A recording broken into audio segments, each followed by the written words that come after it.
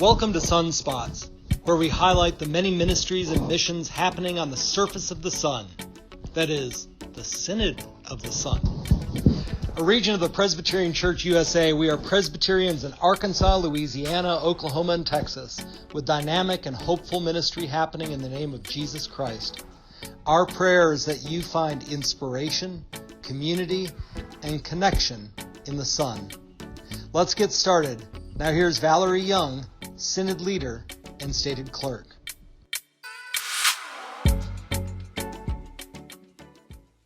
Good morning. This morning we're welcoming Henry Owen, the Executive Director of John Knox Ranch in Mission Presbytery. Am I right? John Knox Ranch is also known as JKR, is about halfway between Austin and San Antonio in Fisher, Texas. Henry, I trust you'll correct me if I'm wrong on that. That is all correct. Awesome. Well, welcome. So, Henry, tell us about you. Thank you. My name's Henry Owen, and I am the director of John Knox Ranch, as you introduced. And I have the special privilege of getting to work and serve John Knox Ranch after being a camper here. So this is my home camp. I first attended camp as an 8-year-old, and then every summer until I went through the leadership development program in high school, and then became a junior counselor, and then a counselor, and then a member of the upper leadership team for summer. So every summer from age 8 to age 22, I was out here. I met my wife out here, Emily Owen, who's a pastor in Mission Presbytery. So we are both so blessed that we get to now live on site and to give back to a place that was so impactful and formative for us. So I've been the director now for just over 2 years. We had 2019, which was a normal year, and then we had 2020, which was 2020. Right. So we're excited about the upcoming season and the upcoming summer for sure. Well, cool. So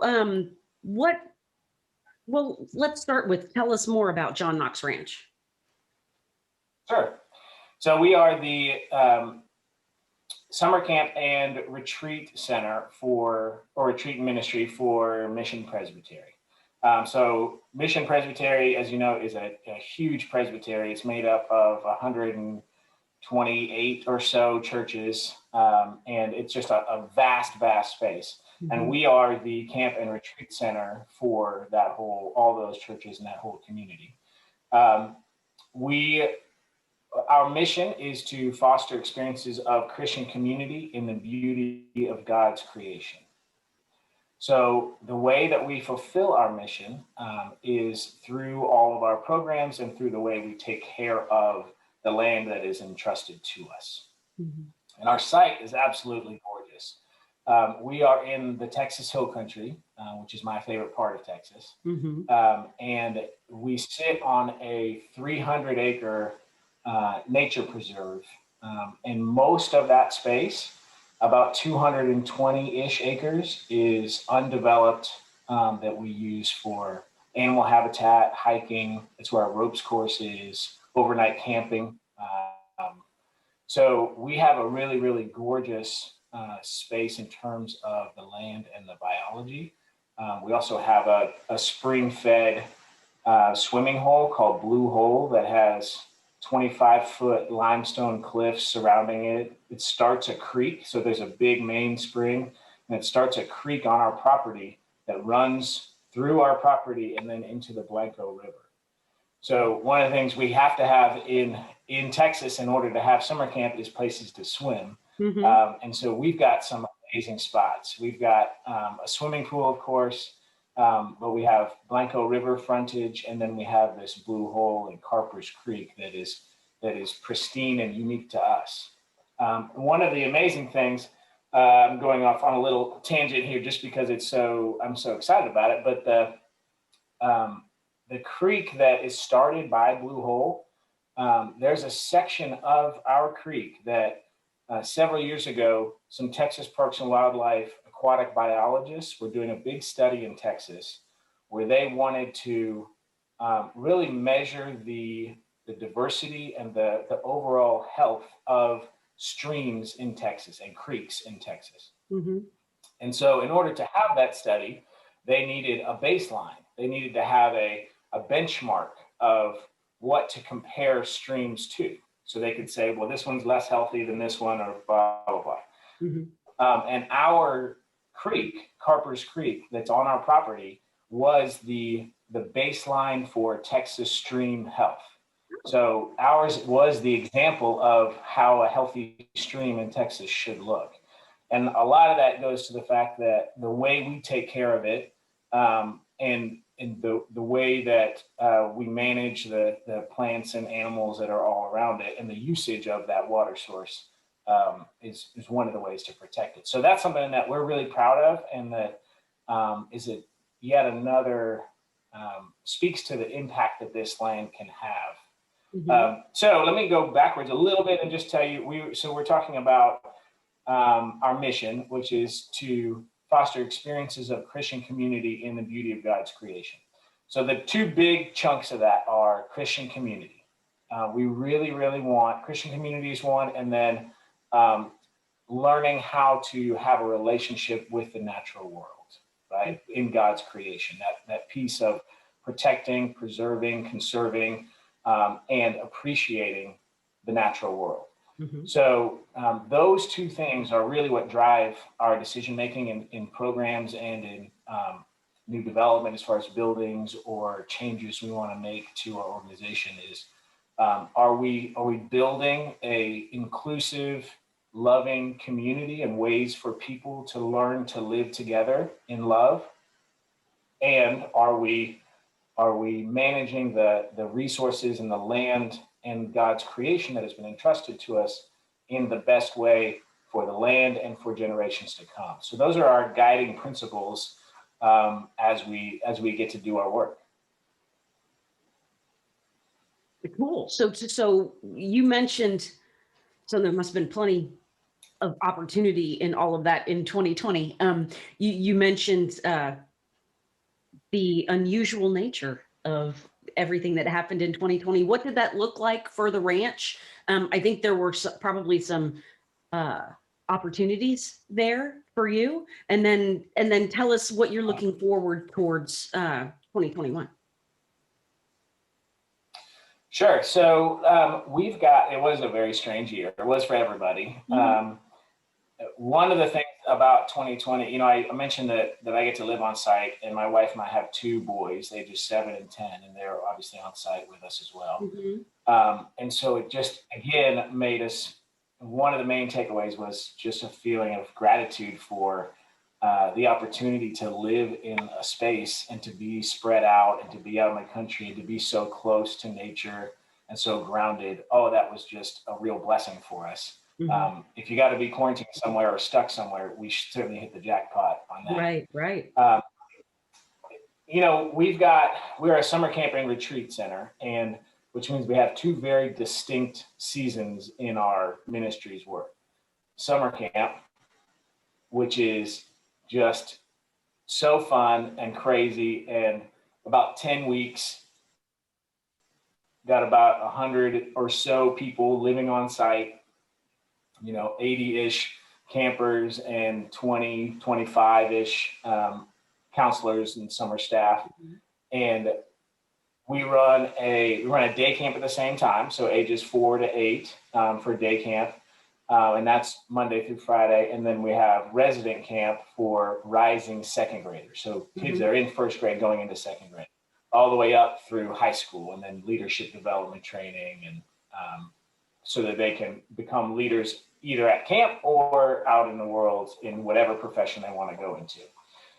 So that's sort of our summer camp season, and it's slammed and fun and exhausting and spirit-filled and amazing.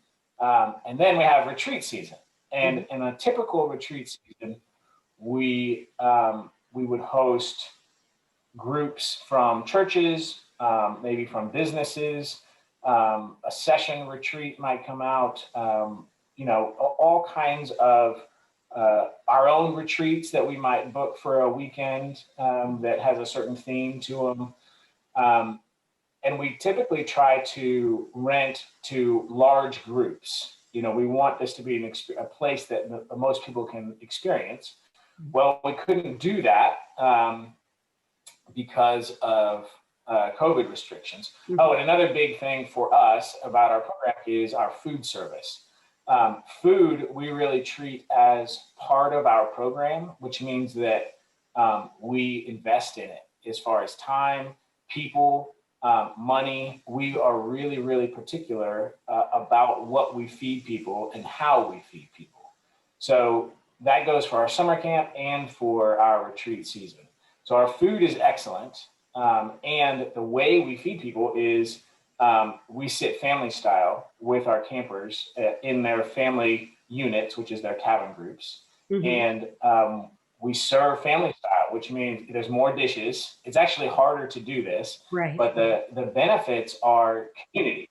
And if our guiding principle is how do we live together in love and community, then we need to learn how to say, please pass the green beans.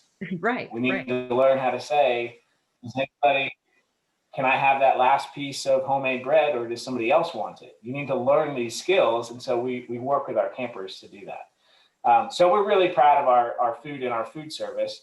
And one of the bummers of 2020 is that we couldn't offer food service to our groups, to our retreat groups. And another pivot we made was we really not serving retreat groups, but serving families. So we were able to sort of pivot and focus on family ministry through 2020. Which means we self-limited to a number of families that we could have on site, and then we rented them individual cabins or tent camping sites.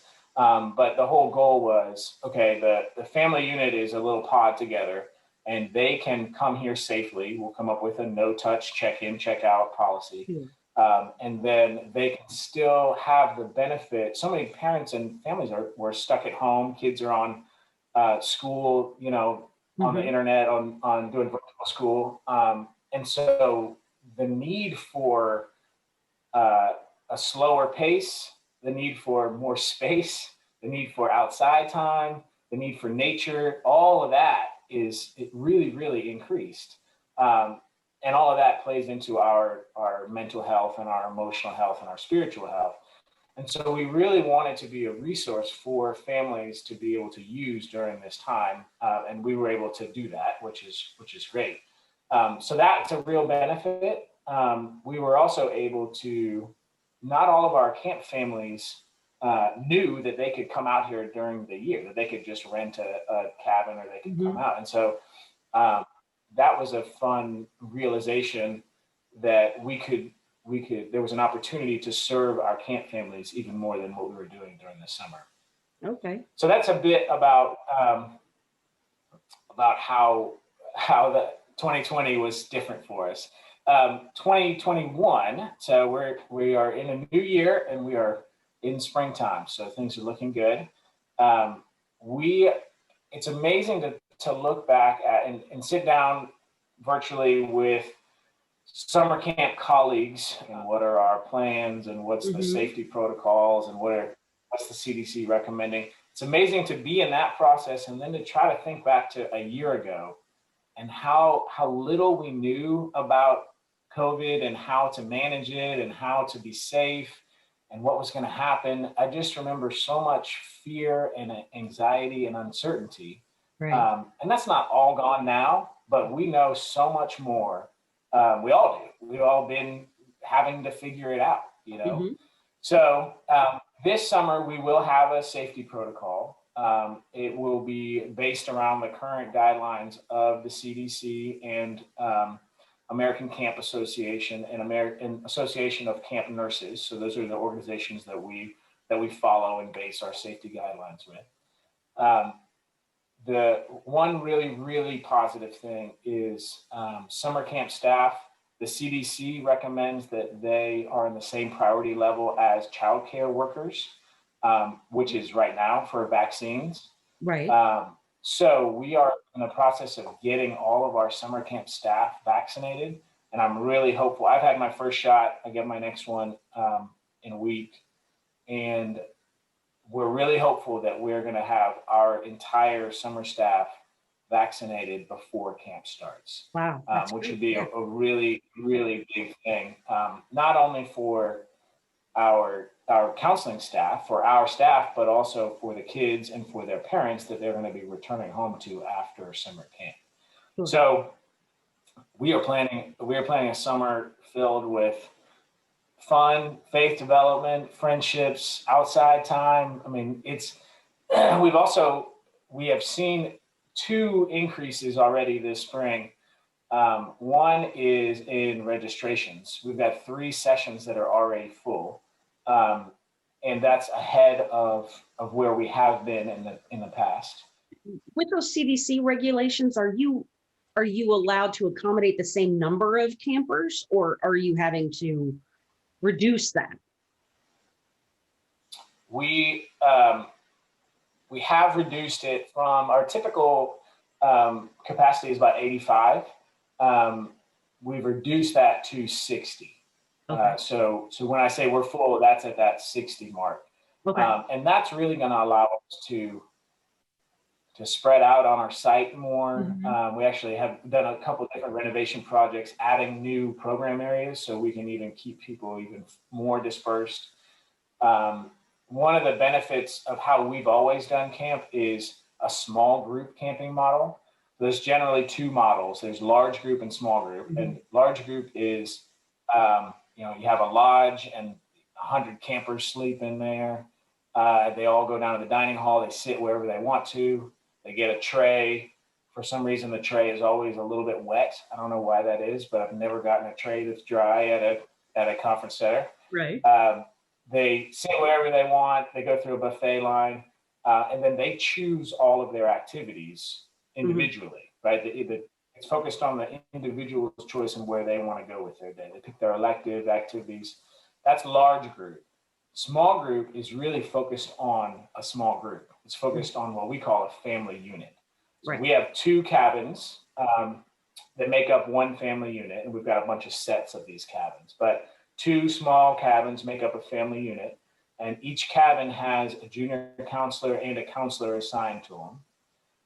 And then there's probably 10 or 12 kids in a cabin unit, and that they're their family for the week that they're here. They sit together. So they create their own bubble. Correct. Yep. Yeah. And they do all their activities together. And this is how we've been doing camp since 1963. So this is nothing new to us. This is what we feel is the best camp experience, how to get there. And because it's focused on that bubble, that community that they're in, that small group, right? And so if we're trying to get them to feel what loving Christian community looks like, then let's make them one, and they can experience that. They negotiate the day's schedule together. They can't each decide where to go. They have to figure it out as a group. So we talk a lot about communication and compromise and working together and decision making. They do their low ropes course and the high ropes course together, where they're challenged as a group to overcome different obstacles. And now the CDC is saying in COVID time, that's the safest way to have summer camp. It's a little pod, it's a little bubble. And they're going around doing their own thing and staying as one little group rather than mixing, dispersing, and mixing, coming back together. So that's one of the reasons that our site and the way our style of doing summer camp really is setting us up for success for this coming summer when we're finishing up this COVID. So one of the increases we've seen so far is signups. We've got those 3 sessions full, which means if anybody's listening to this and they want to send their kid, please sign them up. If it's at capacity, you can get on a wait list. There might be some movement, but the sooner you do it, the more likely you're going to get a sign up available. We are still doing refunds for people that need it. If they get to a point where they feel like it's not safe for their kid, We want to really be long-term relationship partners with our camp families. So if there's some reason that they feel like it's an unsafe situation, no matter what, we're always going to say, hey, you can roll it over to next year, you can have a refund, whatever is helpful to you. But sign up soon because those spots are filling up. The other increase we've seen is demand and need for scholarships. And that's mostly, we have a scholarship form, and in that form, we've been seeing a lot of families saying it's due to economic hardships from COVID-related loss of income, whether they lost a job or,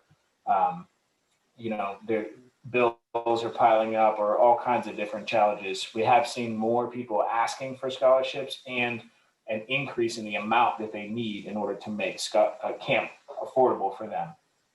What about the your retreat season? What is that? Are you staying full with bookings for that? What are there any changes in that you're looking towards in 2021?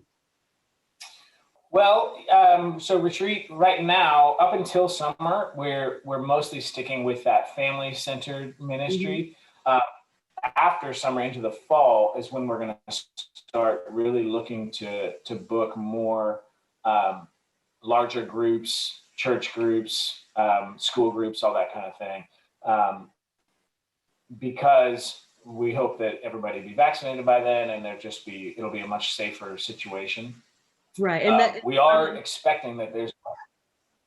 Sorry, I'm imagining that would be like you would ask those groups to self-police in terms of, whether or not folks have been vaccinated and how they continue to, provide the physical distancing and all of that. Yes. The first thing I'll say about that is that a lot's going to change in between now and, right. September, October. Mm-hmm. And so we just try to stay informed as things evolve, and then we adjust as we need to. Mm-hmm. We have a basic COVID safety plan that we provide to our families now when they book out here. For groups that are looking to the fall to have a retreat out here, what we've been saying is, here's what we're doing right now. Here's our plan now. What is your plan? So to your point, like, some of it is on them. Like, how are you going to keep your participants safe while they're on our site? Mm-hmm. So that's just we stay in communication and figure that stuff out together with each group. But there is a basic set of safety protocols that we make sure are followed. And if we have to, if there's a group that when we say, what's your safety plan? And they say nothing, then we can either engage them in coming up with one, or we can say it was probably not a good fit. So we do want to make sure that we are a resource and we are available, but that participants and other people that are coming on site feel safe and want to be here.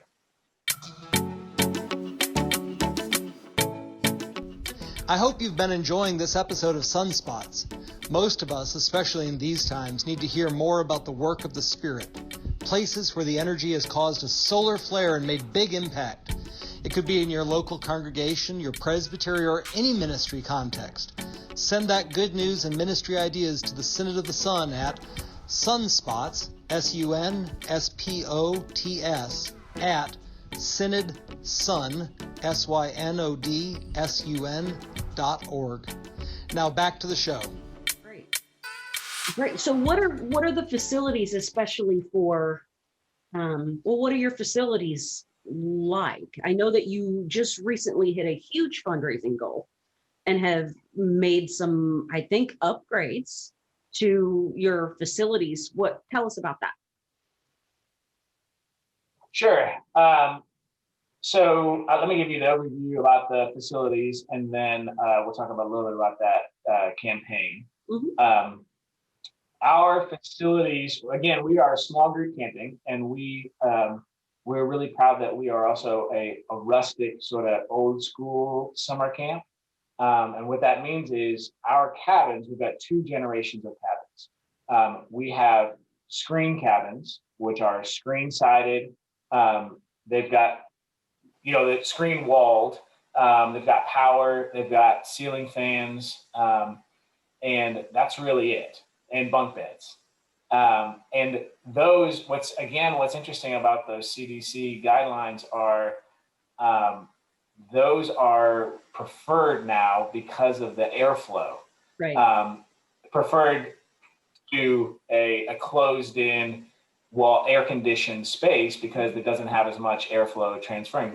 You're essentially outside, but you're not getting rained on. You know, Right. they do get hot. We are in Texas. We've been keeping kids safe in these screen cabins since 1963. So what we love about them is they really teach kids how little you need. So in our normal lives, we have so many things and so many comforts that surround us. And so to have an experience where a lot of that is stripped away, then it really helps you focus on what we want you to focus on, which is your relationship with yourself, your relationship with your family unit while you're at camp, and your relationship with God. So it's another way that we sort of reinforce the program element and the growth element in our campers. Mm-hmm. It also makes them powerful. It makes them resilient, because if they might start out looking at the screen cabin thinking like, oh, I could never sleep there one night, let alone a whole week. And then they sleep there one night and they're fine. Actually, the first night, people don't sleep great in any new situation. The second night, they sleep amazingly well because we have worn them out so much. They've eaten good food. They're just zonked out. But by the end of the week, they've done this thing that they didn't think that they would do or want to do. And so it really shows them that they're capable of more than they think, which is another one of our goals. We want our counselors to feel like they have agency, they can do more than they think they can. And so having those little experiences of success sort of reinforces that. So those are our screen cabins and why I love them. Then we also have a set of cabins, or a generation of cabins, that do have air conditioning and do have bathrooms. They are duplexes, and we've got 4 of them. And so four duplexes, each one has a side that's identical, that has a queen bed and 3 twin bunk beds, a bathroom, air conditioning. And those are used for summer camp as well, but they get the most use during retreat season because they're set up really well for either group housing where we can have different groups in them and then they come together for meals and for meetings. Right. Or we can close those center doors in the duplexes, and then an individual family could be in each side. Parents and a couple kids could be in each side. So that's sort of the basics of our housing. We have a couple legacy buildings as well that were here when we bought the space that are houses that we also rent out and also can be part of. Whether if a group wants to, they can rent just the duplex cabins, or they could rent the whole place and have exclusive use of camp. A lot of larger groups either want that they need that for the people that they're bringing, enough beds, or the exclusive use and their program is such that it'd be better if they didn't share space with other people. Right. And so we can accommodate all kinds of different groups in those facilities.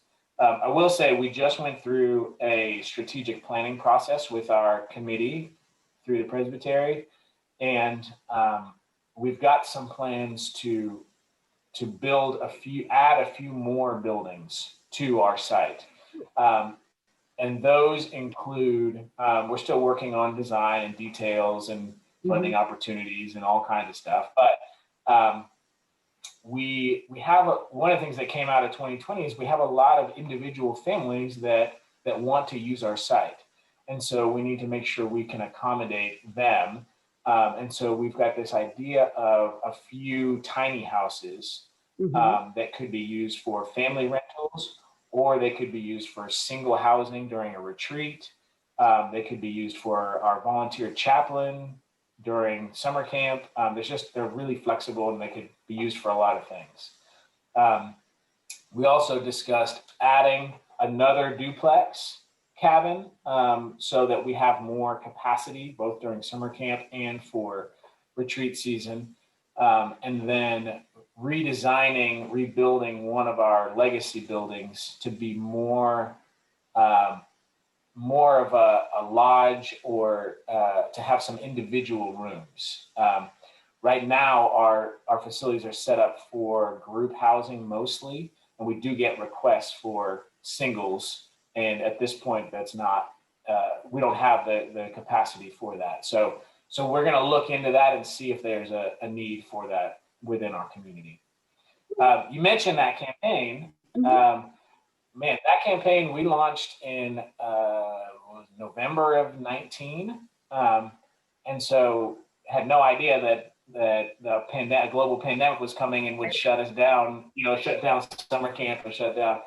But what an amazing gift to be in a matching campaign during that year when we lost so much income from COVID. We ended up not having summer camp in 2020.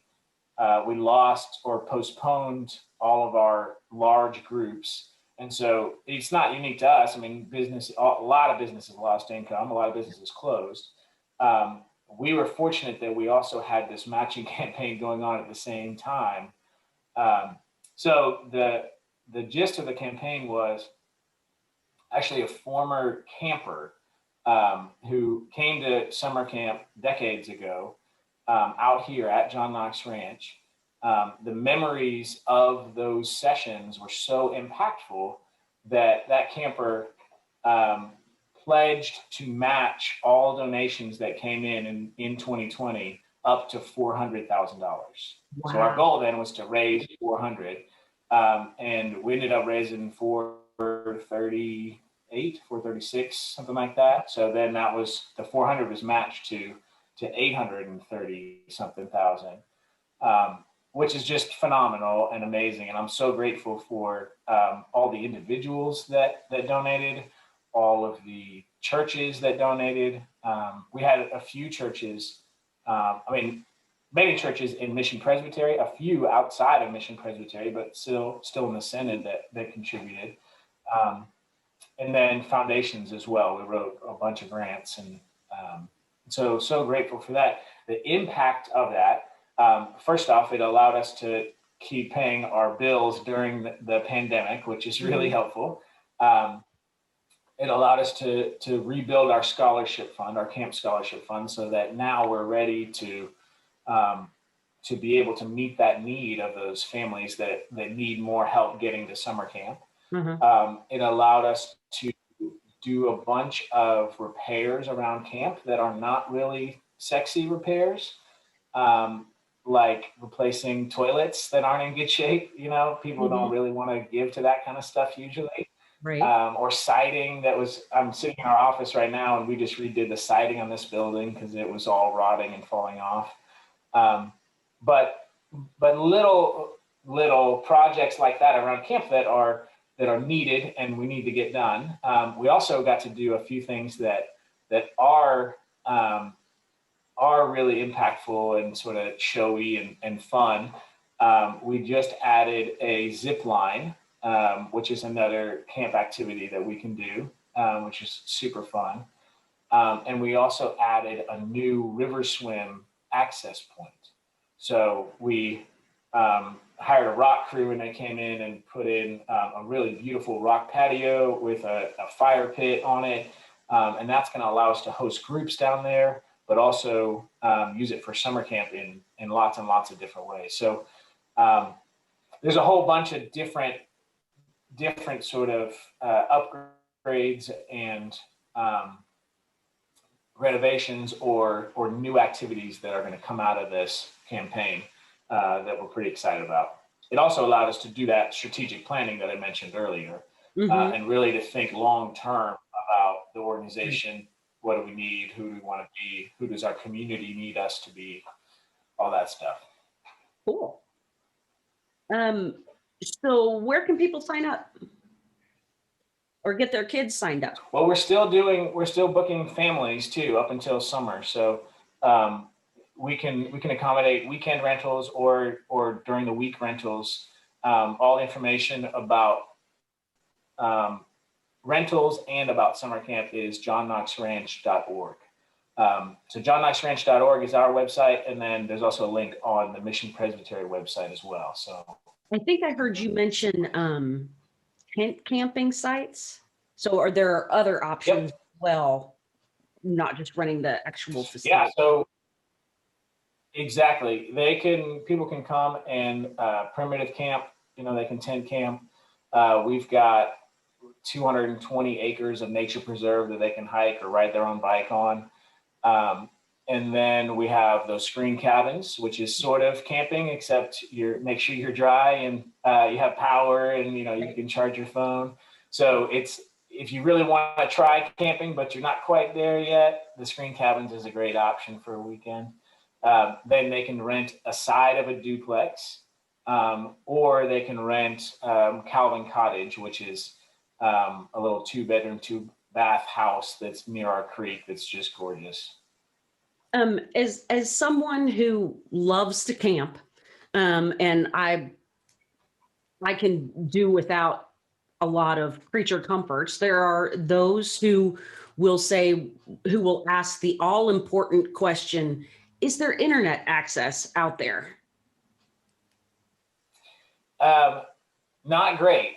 If you really need, let me back up and say, I live on site, and we also have an office, and so there is some internet. Mm-hmm.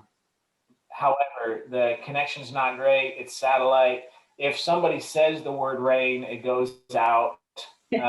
So we try to tell guests that it's just not a place to come if you really need internet. Oh, well, that's cell phone fair. service does work out. Yeah, I think it's a benefit. I mean, we really want to be a place where we want to live into that retreat center mentality. Mm-hmm. As soon as you come through that gate, then we want your perspective to shift. And we want your anxiety and your stress of normal life and whatever's keeping you from connecting with God, with yourself, with the people around you. We want those things to fall away. Right. And often internet is one of those things that keeps us from connecting with each other. So if you really need to check your email, you can come to the office and we can do that there. But we would encourage people to shift their mindset. That's also why we don't have any TVs in our facilities. We want people to have a different experience than they do at home. Right. I think it's only fair that people be prepared for that, right? Yes, no, absolutely. And it's way better if they die by their internet. Yeah. Right. So what else would you like people to know about John Knox Ranch and Retreat Center that we haven't already touched on? Well, I want to share a little bit about a program or a project that we have ongoing called our Conservation Easement Project. And it's a little bit technical, but I think I can break it down a little bit. I've been learning so much about what a conservation easement is and why it's a good fit for us and how it's a tool that can help us and potentially other camps and retreat centers. And this came out of our strategic planning process. Really, again, if we go back to that Christian community and beauty of God's creation, right, Mm-hmm. from our mission, the question of how are we best conserving and protecting and preserving this space that we have, these 300 acres. One of the ideas that bubbled up out of that was a conservation easement, or entering into a conservation easement on a portion of that property. So what that is a landowner, in this case it would be the church, it would be Mission Presbytery, enters into an agreement with a land trust, which is another nonprofit organization, in order to agree that in a certain area of land. For us, it's going to be about 240 acres or so of our 300 acres. We are never going to build a building on that land. We are never going to subdivide that land, which means we're not going to cut it up and sell chunks of it. It's going to stay natural. It's going to stay habitat. And you can figure out all those details. So for about what you can do in it, but the main things are you can't subdivide it and you can't build buildings. We don't want to do that stuff anyway. We want to protect and preserve and love this land. And so if we enter into this legal agreement, there's two main benefits. And these are both just way down the road, long-term goals that are going to set the organization up for success for decades. Okay. The first benefit is we're protecting that land. There's no way that we can sell it. We can cut it up and sell it, and there's no way that we can, build a whole bunch of buildings over there, or we could sell off a chunk and they could build a hotel. It's always protected, and that is a huge benefit and a huge gift to future generations. The other benefit for us is if we agree to never build and to never subdivide, there is a financial payment to us. And that land trust, part of their job is to go and find funding for the easement. So what they're doing is reimbursing the landowner for the value of potentially building and developing on that land. Does that make sense? So they're saying the value of each acre, if you were to build buildings and build condos or whatever, is X. And then if we do this easement, it's going to drop that value because the next person could never build something because the potential income is lost from that sale. So that difference, that per acre value difference, is the payment that a landowner could receive for entering into this agreement. So for us, because we are putting 230, 240 acres of beautiful Texas Hill Country into this easement and entering into this partnership with Hill Country Conservancy, that's the land trust that we're going to work with, it means that we could receive $1.5 million-ish. So there's still lots and lots to work out. But if you think about it, so it's a mission fit for us, right? We want to protect this land anyway, even if there was no money. Right. We're going to get to continue to use it the way that we've used it since 1963 for summer camp, for ropes course, tent camping. We can still do all that stuff. It protects the land long term, and we're going to use that 1.5-ish million. There's still lots of variables in where we land, but we're going to use that funding to set up an endowment for camp. That'll be one of the primary goals. So then camp will have an endowment that we've protected the land long term, and then this endowment will protect the program long term. So those two really, really long-term forward-thinking goals, hopefully in one project will be successful. So it's a big deal. We're really, really excited about it. It's taken a long time to get to this spot.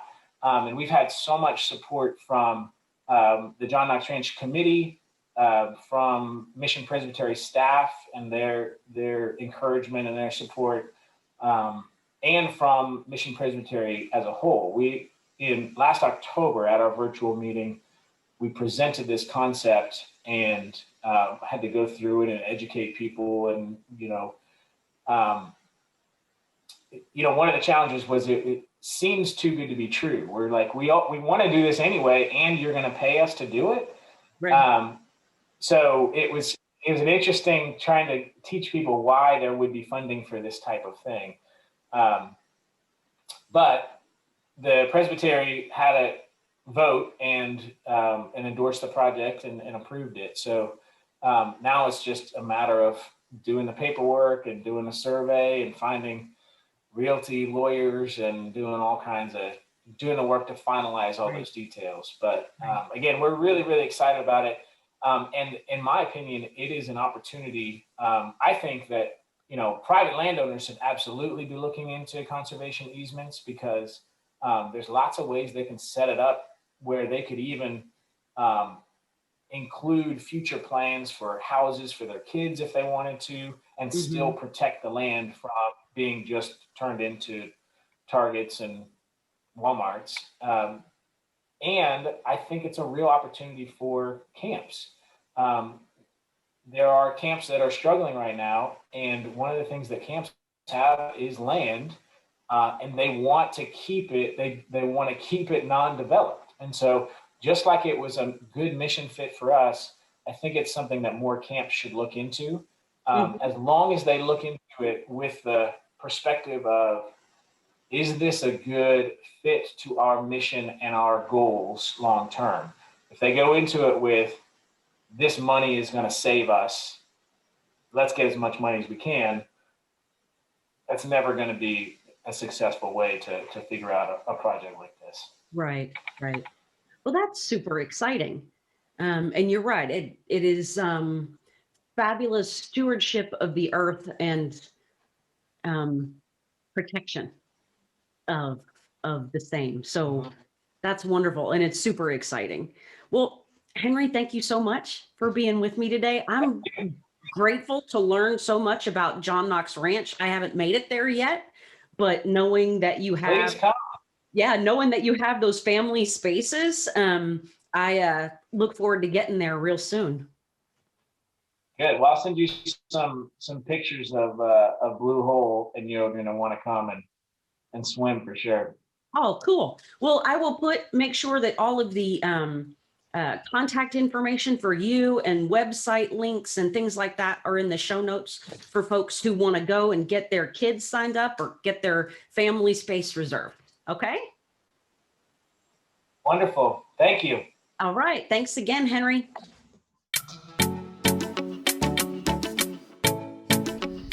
In the Synod of the Son, we believe when we work together across boundaries, we make visible the good news and find wholeness as the body of Christ. In our common calling, we impact lives together. So let's remember to connect with, equip, and empower one another in the name of Jesus Christ today and every day.